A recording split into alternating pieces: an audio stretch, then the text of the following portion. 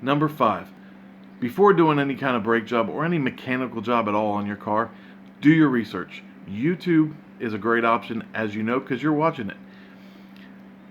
You may not get the best advice, you may not get all the right advice.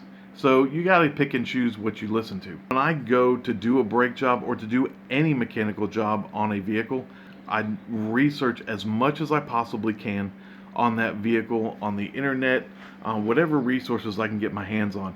I want to know what I'm getting into ahead of time. I've done I don't know how many brake jobs on different cars in my garage. Laying on the floor, hot, cold, doesn't matter. One of the things I look for before I'm doing a brake job is things on that specific vehicle that I may not know. Are there any special tools that are going to be involved in doing this brake job? Or are there any special characteristics to this particular brake job? How is the caliper positioned? How is the caliper attached? The more I know before I get started on a job, smoother and faster that job's going to go. My number 4 tip for doing DIY brake jobs in your garage is jack your car up as high as you possibly can. Okay, jacking your car as high as you can up in the air is probably not the safest option. Uh, Actually, I can probably guarantee it. However, I've made it as safe as I possibly can. I've got jack stand backup to my main jack. I've also got the wheel chucked in the back on the opposite corner, and I've got the emergency brake on. The car should not be going anywhere, and I've got contingencies just in case it does. The reason I say that this is a great option when you have to do your brakes yourself in your garage, I can get a lot more leverage on bolts and different things that I'm trying to take apart because I can put my ratchets at different angles, um, and I can get in a better body position myself to try to get some muscle on a breaker bar or something like that. Honestly, it's a lot more comfortable. Sitting on the ground, laying on the ground is not comfortable, especially for a big guy like me. When I can sit on a stool or have a nice pad to kneel on and get up and around the brake caliper and things like that more easily, it's not hurting my back as much.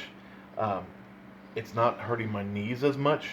If you watch the video on me doing the brake job on this car before, you'll notice I had a ton of trouble. This car gave me fits at every turn, and if I would have at that time had this jacked up as high as I could, I would have had a little bit more option as far as getting some leverage on those bolts that didn't want to come loose and things like that.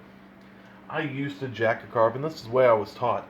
Jack a car up just far enough to get the tire off the ground so you can get it off safely. Um, and that's fine. That's probably the safest way to do this. Having a car up in the air is not safe anyway. But as far as doing a brake job and getting on those bolts and things like that, this is a great option. And it's just an easier, better work environment. The professionals have these nice jacks that we don't have in our garage. You know, they can stand, they can get good leverage on a bolt. They've got all this room around the tire and wheel that they can work. So this is just giving us as much advantage as we can in that same area. Number 3 tip for doing brake jobs in your garage: turn your tires outward in the direction that you're working. Most, if not all, brake calipers are situated on the front side of the rotor. Turning your wheel outward like this gives you a lot easier access to these bolts to remove your calipers and to get into the areas that you need to get into. Again, this tip I forgot about when I was working on this car last time, when it was giving me so many fits. These bolts gave me a huge fit coming off, and if I would have had it jacked up higher in the air and the wheel turned out this way, I would have had a lot easier time getting these bolts off.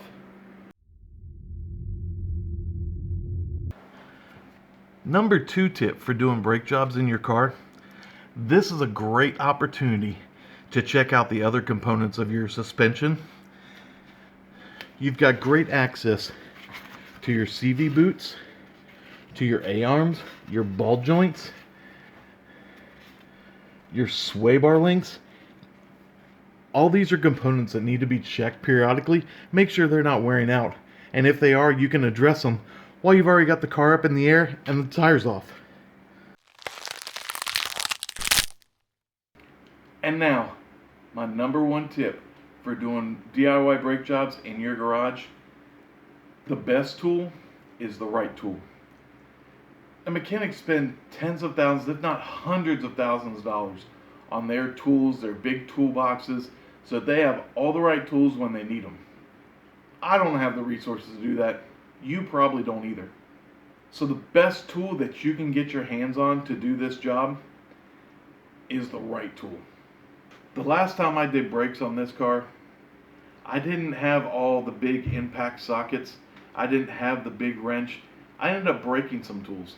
I've broken many tools in the past because I just don't have the resources to have a huge $100,000 toolbox full of tools. That's just not realistic for the normal DIY homeowner.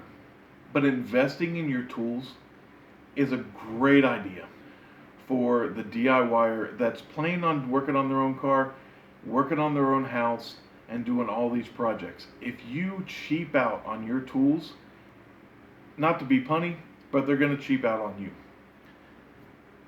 I always try to buy nice quality wrenches. Craftsman ratchets. I'm a big fan of Ryobi. I've had many Ryobi tools and they've never let me down. I actually just bought this one. It has helped me out a lot in getting some bigger bolts off. Personal protection is also a great investment. Having gloves, face shields, all those kinds of things at your disposal so you protect yourself, always a great investment. Hey everybody, thanks for checking out the video. Please remember, Project 1511 is a nonprofit organization that helps families in need with safe, reliable transportation. So please like and subscribe to this video. Help us get our name out there. The more you help us, the more people we can help. So we really appreciate you and your support.